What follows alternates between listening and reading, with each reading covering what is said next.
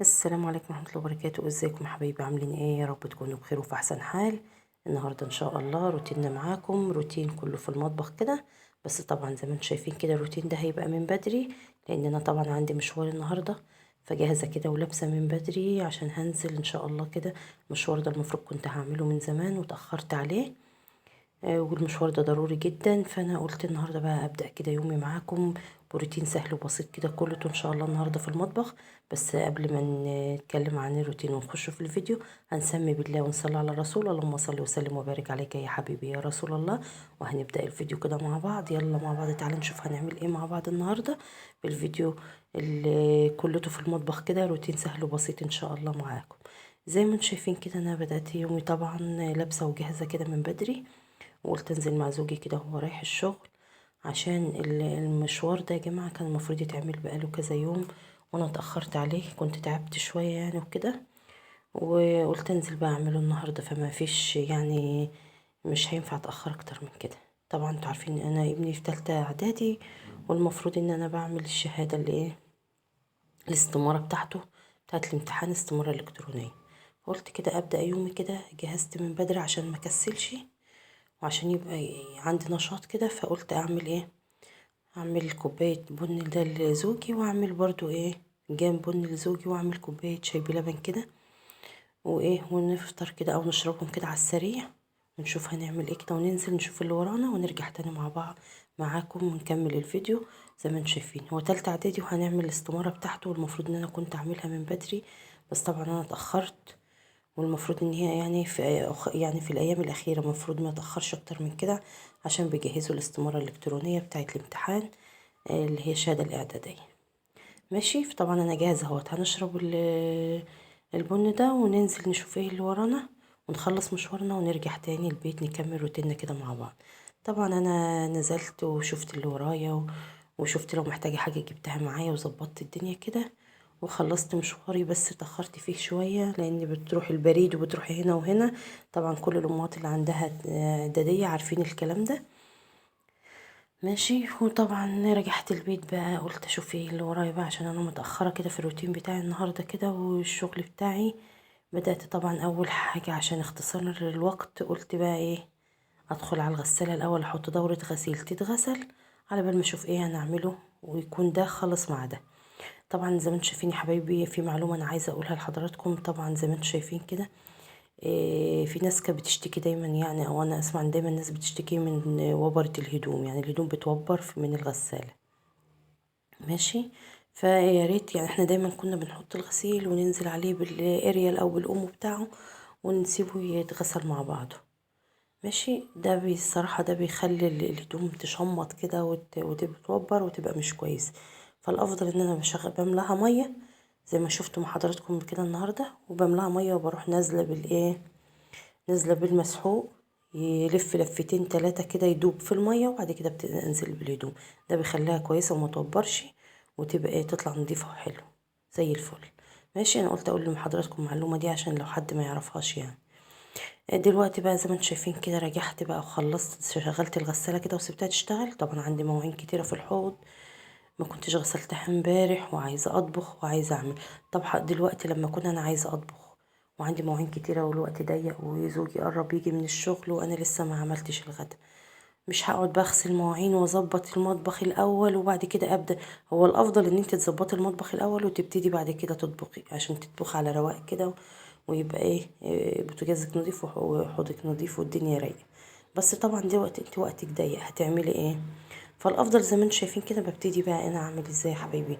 ببتدي انضف البوتاجاز تنظيفه حلوه، وبعدين انزل بالايه، انضف البوتاجاز تنظيفه حلوه واروقه كده عشان اعرف اطبخ عليه، واسيب المواعين بقى في الحوض. حبيت ان انا اشيلها، ممكن اشيلها في قارب او في حله او في حاجه واركنها على جنب لما اخلص، عشان يبقى الحوض فاضي اشتغل فيه برضو، واقطع خضار، اعمل اي حاجه، يبقى اغسل خضار، اعمل اي حاجه، يبقى الحوض فاضي. دي فكره انا دايما بعملها لما اكون مزنوقه وقت ضيق. مش وقت ضيق بقى، برتب مطبخي الاول وانضفه كويس، وبعد كده ابتدي ايه، اطبخ. طبعا بما اني متاخره النهارده في بره، في لما كنت بعمل الاستمارة بتاعت ابني، فقلت بقى ايه، ابدأ الاول بالطبيخ وبعد كده بروق بقى الايه، المواعين والدنيا اللي في الحوض. فماشي، فبدأت طبعا زي ما انتم شايفين كده، طبعا النهارده احنا هنعمل اكله، بس اكله ارداحي بسيطه جدا خالص يعني، ومع ذلك انا عندي زوجي بيحبها، مع انها لا فيها لحمه ولا فيها لحوم ولا فراخ ولا سمك ولا اي حاجه، بس هو دايما بيحبها، وكل فتره من وقت للتاني كده يطلبها مني. فقلت النهارده بما اني انا كمان متاخره بره، وهو قرب يجي من الشغل وهياخد وقت الاكل، فقلت اعمل الاكله دي. هو بيحبها وطلبها مني، وكمان سهله وبسيطه، ما بتاخدش نص ساعه على النار، اقل كمان من نص ساعه. هنعمل ايه مع بعض النهارده؟ هنعمل بطاطس المطبوخه اللي هي بالصلصه او بالدمعه زي ما انتوا بتقولوا. سهله وبسيطه خالص، ما بتاخدش اي وقت على النار. انتوا عارفين ان البطاطس بتستوي بسرعه، وشويه رز ابيض كده بقى، وبألف هنا وشفا، وبيبقى طعمها روعه والله، احلى من اللحمه كمان. طبعا زي ما انتم شايفين كده، انا طبعا حطيت حله على النار، وحطيت فيها ودبلت البصله كده، ونزلت بفص توم والبهارات، بهارات السبعه ديت، وحمصتها كده، ورحت حاطه الايه، شفشق طماطم زي ما انتم شايفين، وسبتها تتسبك كده، يعني طبيخ عادي خالص، ما فيهوش اي حاجه افتكاسات يعني. طب احنا عايزين نعمل شويه رز بقى، بس رز زي ما تكوني عامله برام في الفرن. انا بعمل الطريقه دي بقى لي سنين يا حبايبي، وطريقه معتمداها يعني بصراحه جميله، وانتوا هتشوفوا الرز معايا في نهايه الفيديو. الرز قعره احمر زي ما تكوني يعني انت غارفه الرز من برام في الفرن، مش حله على النار. طبعا بغلي ميه، وبغسل الرز غسيل عادي خالص، وانزل بيه بالوش اللبن، شوية وش اللبن كده، وانتوا شايفين الوش اللبن دسم ازاي يا حبايبي. اللبن ده بصراحة جميل جدا. انا طبعا بشطب كده، وابتدي اطلع بقى ايه كيس اغليه تاني. شايفين وانا بنزله برضو في القهوة كان تقيل خالص، ما كنتش عارفة انزل من وش اللبن. بصراحة لبن يعني جميل جدا، بتاع الفلاحين ده بيبقى انضف واحسن. وبصراحة بشيل الوش ده وبستخدمه بعد كده في اي حاجة. نزلت باللبن على الرز والمية السخنة، لازم طبعا المية على الرز تبقى مية مغلية زي ما احنا قلنا كده مع بعض دايما يا حبايبي. وطبعا زي ما انتم شايفين كده اهوت، دلوقتي الصلصة اتسبكت خالص، ونزلت عليها بالايه، بالبطاطس. ما ينفعش تنزلي البطاطس والصلصة مش متسبكة. لو انت نزلتي من ضمن التركات يعني اللي بتخلي البطاطس ديت متماسكه كده وجميله وما تبقاش مهريه معاكي، ان انت ما تنزليش البطاطس والصلصه ما تسبكتش، بتهري البطاطس منك وما بتخليهاش متماسكه كده، ويعني ايه، متماسكه كده مع بعضيها. لما بتستوي تلاقيها فرطت منك واتهرت كده. فانت الافضل بتسوي الاول الصلصه، وبعد كده تنزلي بقى بالبطاطس وتسويها عادي. وهننزل بقى بشويه ميه كده، بس طبعا هنسيبها الاول تتسبك في شويه الصلصه.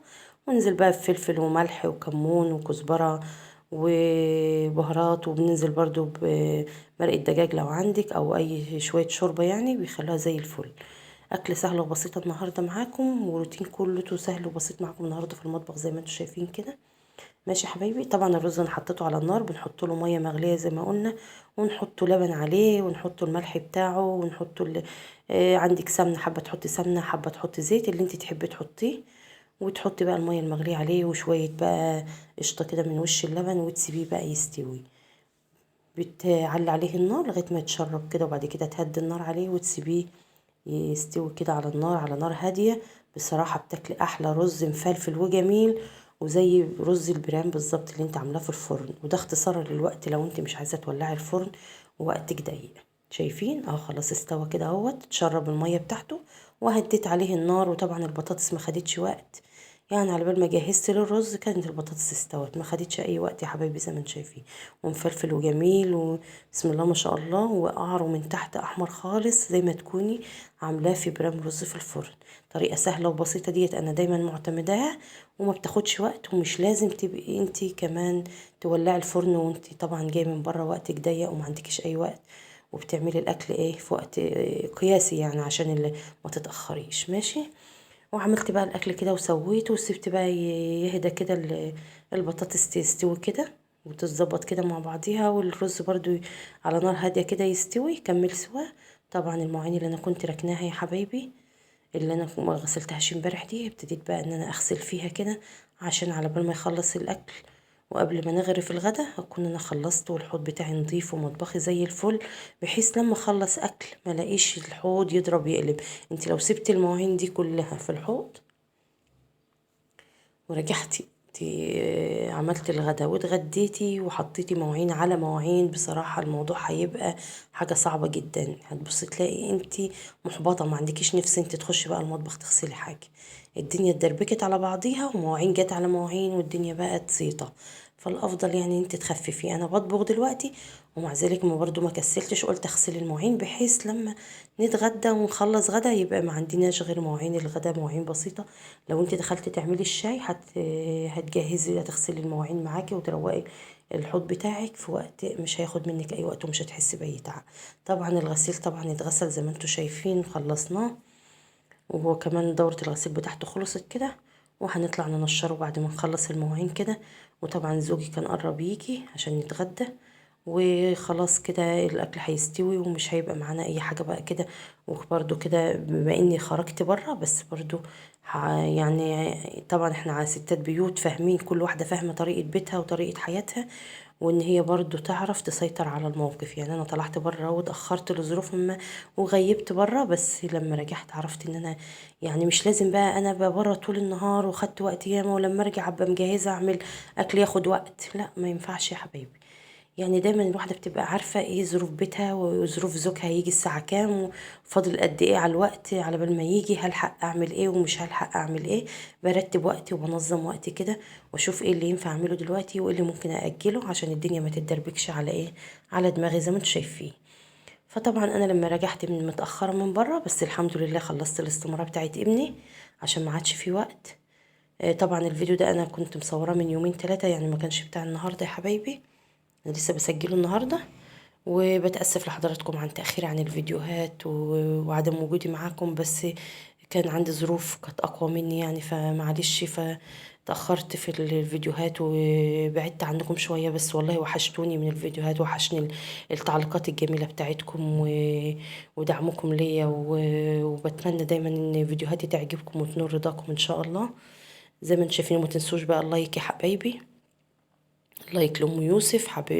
انتوا حبايبي واخواتي وربنا يديمكم في حياتي يا رب. زي ما انتوا شايفين كده المواعين خلاص اهيت، وزوي طبعا قرب يجي وهنجهز بقى الغدا، او بمعنى صحيح هو كده اكيد جه يعني في الوقت ده، لاني كنت خلاص خلصت الغدا وهو ميعاده جه. وطبعا جهزنا الغدا وهنتغدى ان شاء الله كده، ويبقى ده يومي معاكم النهارده، يوم سهل وبسيط في المطبخ. ما خدش اي وقت يعني، رتبنا وقتنا وعرفنا هنعمل ايه. بما اننا بره وخدنا وقت، بس الحمد لله لما رجعنا سيطرنا على الموقف وخلصنا شغلنا وما حصلتش اي ازمه ولا حصل اي حاجه الحمد لله. ماشي. وبرضو المشوار اللي انا رحته الصبح ده توفقت فيه الحمد لله، وخلصت استمارة ابني عشان الامتحانات بتاعته. وربنا يخلي لكم اولادكم يا رب، ويجعل ايامنا كلها خير وبركه كده وفرح وسعاده ان شاء الله. يا رب فرح يدوم علينا دايما وما يحرمكمش من بعض يا رب يا حبايبي. زي ما انتم شايفين كده خلصت طبعا الحوض وخلصت المواعين، وقلت بقى ايه ادي للحوض مرشه كده على السريع. طبعا انا مش من الناس يا حبايبي اللي بتعمل روتين للحوض تغسله وتظبطه وتعمل. لا، انا بمسك الحوض كده صبنه تصبينه حلوه كده زي ما انتم شايفين بالسلكه. دي سلكه خشنه كده، بمسكها بقى كده واظبط الدنيا بيها، بتخلي الحوض يلمع وزي الفل زي ما انتم شايفين اهو. ولا مسحيق ولا اي وصفات ولا اي حاجه يا حبايبي. ماشي زي ما انتم شايفين على السريع كده، لفة سريعة كده بالسلكة. والله كمان ما دعكتش جامد يعني يا حبايبي، والله يعني زي ما انتم شايفين اهو. وهبتدي بقى كده اشطف الحوض واخلص كده، ونشوف برضو اكلنا استوى ونغرف الاكل بتاعنا. ويبقى ده يومي معاكم النهاردة، وفيديو سهل وبسيط كده. وان شاء الله بإذن الله هنتواصل مع بعض كده بالفيديوهات، ونرجع تاني زي الاول كده مع بعض. وما تحرمش منكم يا رب، وربنا يجعل ايامنا كلها خير وفرح وسعادة كده يا رب. ده كان فيديو معاكم النهاردة، فيديو سهل وبسيط جدا. روتين في المطبخ، روتين اي ست مصرية، اي ست بتبقى وراها اي مشوار وترجع عايزة تخلص شغل بيتها، كله سريع سريع كده، وبنظبط الدنيا وكله بيعدي. وربنا يجعل ايامنا كلها سعادة كده يا رب، ويجعل ايامنا كلها خير. ماشي. وكده يبقى خلصنا الفيديو معاكم النهاردة، واشوفكم على خير ان شاء الله في فيديو جديد ويوم جديد وروتين جديد معاكم على قناة سيدة الولائم. والسلام عليكم ورحمة الله وبركاته.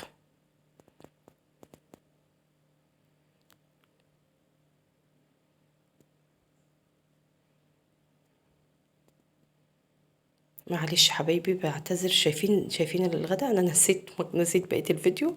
ده الغدا بقى اللي احنا عملناه النهارده اهوت. بطاطس اهيت المطبوخه، شايفين الجمال؟ شايفينها؟ بسم الله ما شاء الله. وده الزيتون اللي انا عاملاه معاكم، وعامله لفت برضه اهوت. شايفين اللفت لونه وردي وجميل ازاي؟ ماشي. وده الزيتون اللي انا كنت عاملاه معاكم قبل كده. طب بقينا نطلع منه يعني، وجميل ويستوى بقى زي الفل. شايفين الرز؟ ده الرز بقى يا حبايبي اللي انا بتكلم عنه، اللي هو الرز المفروض رز البرام اللي قعره احمر وجميل. انا عاملاه في حله على النار وزي الفل، وطعمه جميل، اللبن مخليه زي الفل. ودي البطاطس المطبوخه معاكم الارداحي. اكله بسيطه جدا واقتصاديه جدا،